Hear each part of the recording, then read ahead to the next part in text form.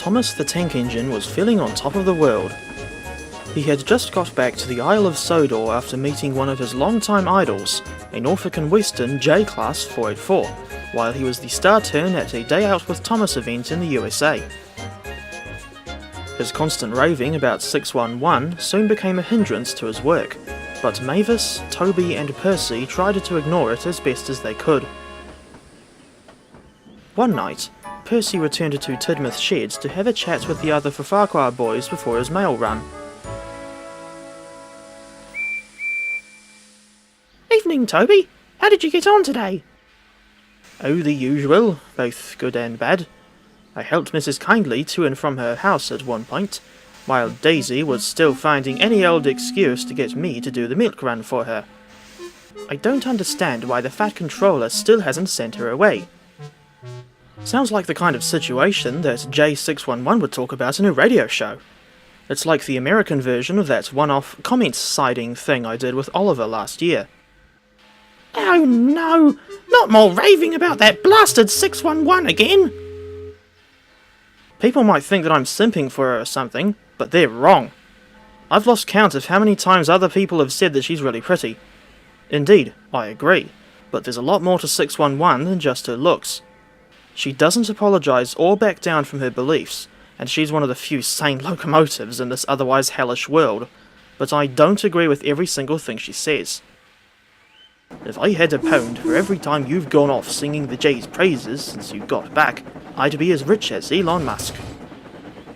As if all the disruptions on the Farquhar branch during your absence weren't annoying enough. We were finally able to discuss London's Crossrail line in peace.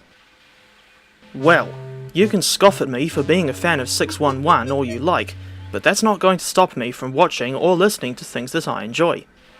After all, I don't really have a go at you guys for being interested in Crossrail, even though I think the Class 345 EMUs are very bland. Look, Thomas, it's getting late, and I think we should all get some rest. We've got another busy day ahead of us tomorrow. Rather than go on about the J class or criticise Crossrail all through the night, Thomas saw sense and went to sleep just like Toby, at which point he didn't see sense. He saw nothing. The next morning, the NWR's number 1 was on his way up to Farquhar as normal. He arrived at the top station to find Percy sitting in the yard with a short goods train. Everything alright, Percy? Yeah, it's all fine, apart from having to deal with Daisy's constant complaining. Some things never change, I suppose. You'll want to talk, Mr. NNW611 fanboy? Hey, I may frequently sing her praises, but that doesn't make me a fucking fanboy. Oh, quit lying to yourself! Bah humbug! I wonder if Edward can help you with this, for want of a better word, dilemma. And I suggest that you ask the Fat Controller if he'll let you go to Wellsworth at some point. Anyway, I can't chat any longer. I need to take these wagons to Elsbridge because Henry needs them for tonight's flying kipper.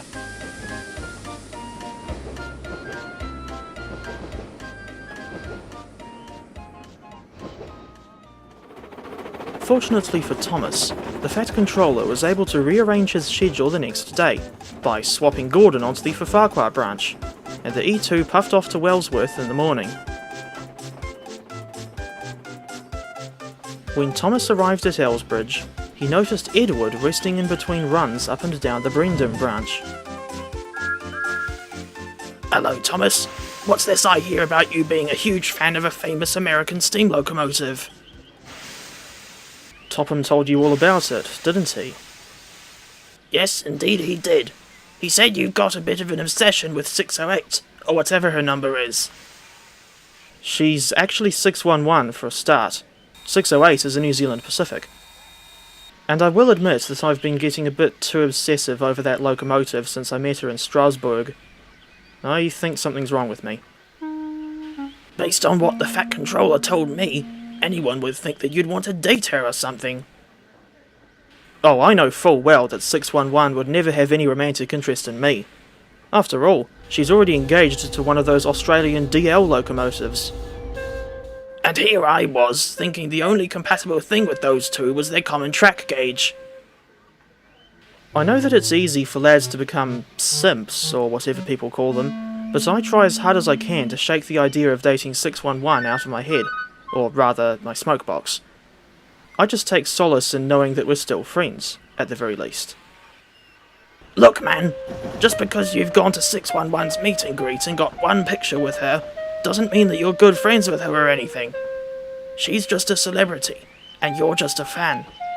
To be clear, I'm not saying that you're not allowed to be a fan of hers, I just want to remind you that...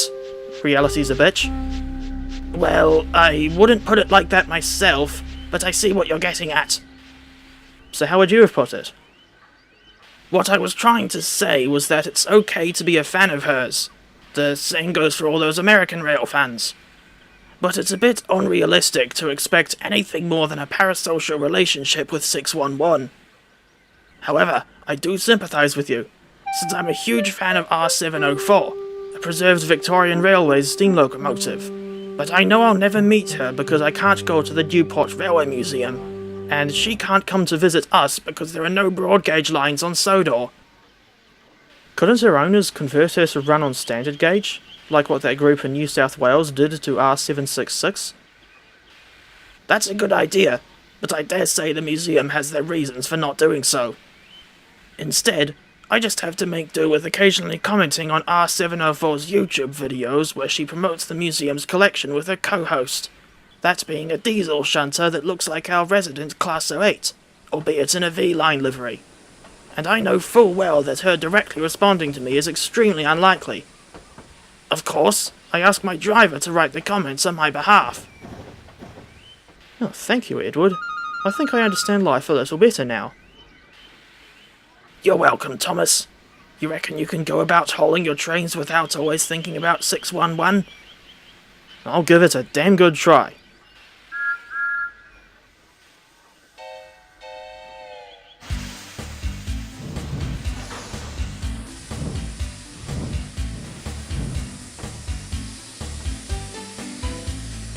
Following his discussion with Edward, the NWR's number 1 adopted a more down-to-earth mindset.